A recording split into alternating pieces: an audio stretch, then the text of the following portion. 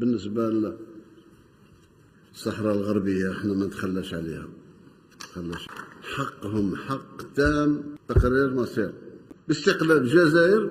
كل ما كان باقي مقام 19 تطوى خلاص.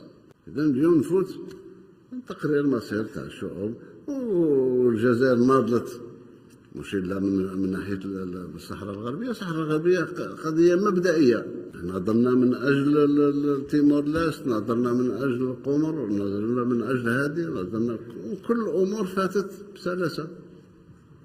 الا هذه القضيه اصبحنا احنا عديان. ملف موجود حاليا في الامم المتحده في لجنه تصفيه الاستعمار، نهار اللي تفصل الامم المتحده هذاك هو الكلام. اذا قضية الصحراء ما تخلاش عليها أي ثمن، لأنها قضية مبدئية بالنسبة للجزائر.